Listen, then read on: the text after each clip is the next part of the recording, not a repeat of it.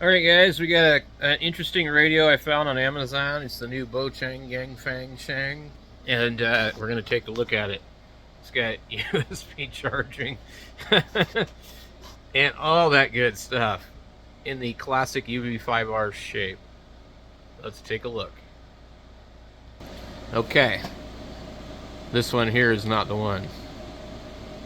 It's kind of buried, and you kind of got to look really hard to find it. Where did it go? I already lost it. My goodness. The elusive BaoShang. Okay, so yeah, it's 8-watt multi-band. It's $22.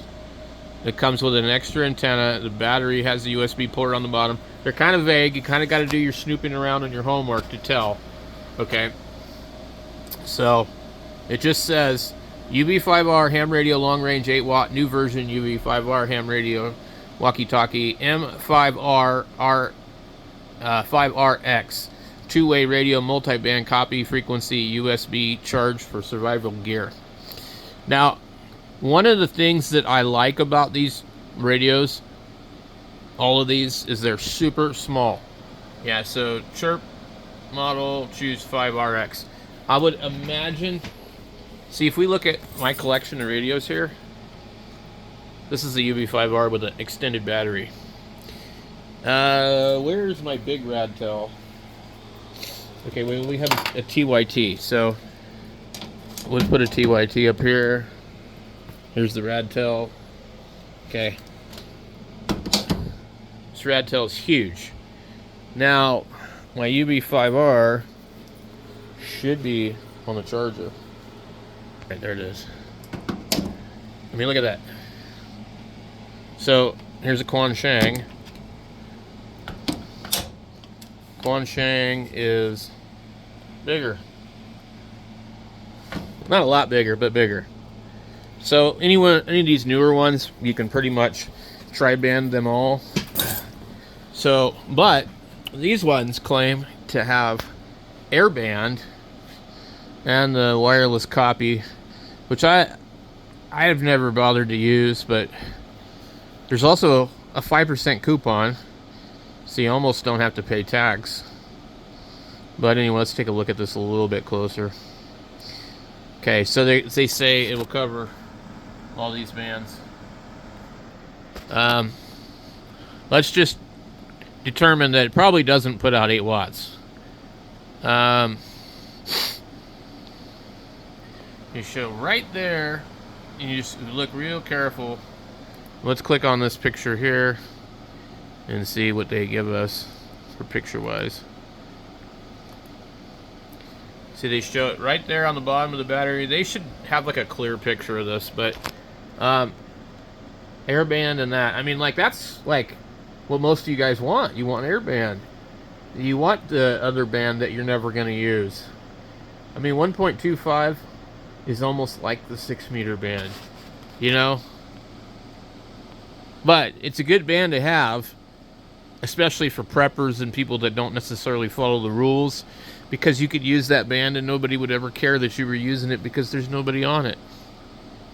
But if you sit here and you don't have a license, and, you know, and I'm not telling you to do this, I'm just saying, and you talk on 2 meters like the hang glider dudes do, you know, people get pissed off.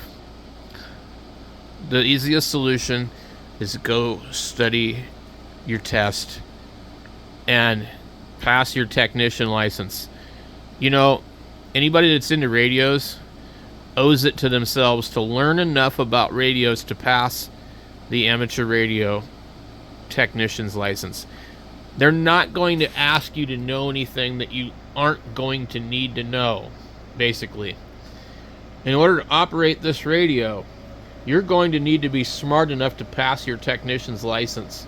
If you're not smart enough to pass your tech license, you won't be able to figure out how to set up and operate this radio on your own. Okay, so get your license, buy a cheap BaoFang, and if you never do anything else with the hobby, you're like, what, $50 into the hobby? Who cares? That's like gas at the gas station. Dude, that's like not even a trip to the grocery store.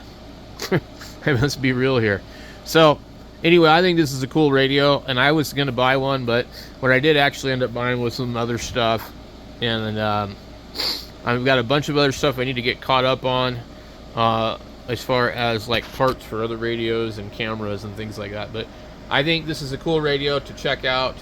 It would be really neat if it came with a programming cable, but it does not. But it does come with a little bit better of an antenna. So check it out, guys. I'll leave a link down in the description.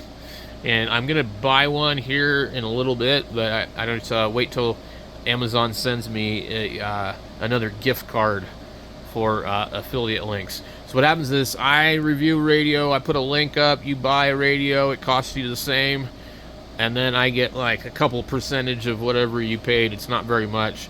And if I sell thousands of dollars worth of stuff through an affiliate link, then I might get like, you know, $100 or something. I've never done that before. The most I've ever gotten from Amazon at a time is usually 20 or 30 bucks. There was a particular Black Friday where I had a link to the Quanshangs when they were like $13, and people bought a ton of them, and I made 150 bucks. But it doesn't happen much. So anyway, if you want to help support the channel, you use the affiliate link, and you can click the affiliate link and buy something else, and it'll still support the channel. Okay, so a lot of people don't know that when you click the affiliate link to this radio, just go browse for something else. And what's funny is I don't know who buys what, but when I go through my account later on, I can see the other things that people purchase. And so for 24 hours after you click the link, anything that you buy will support whoever's channel. So like usually, if you just went to Ham Radio 2.0's website to watch the video on his channel, and then went to Amazon and then watched the video on my channel and then clicked my link, it's probably going to go to him, not me. So just saying. So anytime that you click on somebody else's affiliate link, it's good for 24 hours. And then I don't know how it works if you to look at multiple affiliate links within a 24-hour period. But and in case you didn't know, that's how those guys actually make money too. You know, the crash course guy, Josh, and Jason, and all of these guys, and all the temporarily offline dudes post affiliate links and make money through affiliate links, and it doesn't cost anybody anything extra. So if you got something out of their video or my video or anybody's video, you click the link and you know you're helping us make a little bit of money. It's better than nothing. Anyway, you could go order a box of cherry chocolate candy or something, you know, it won't matter. I've had people order some pretty high dollar weird stuff that had nothing to do with you know, what I was talking about. Like, I've seen a couple of times people order some like really expensive gun scopes, and then other times people order like really expensive computer stuff.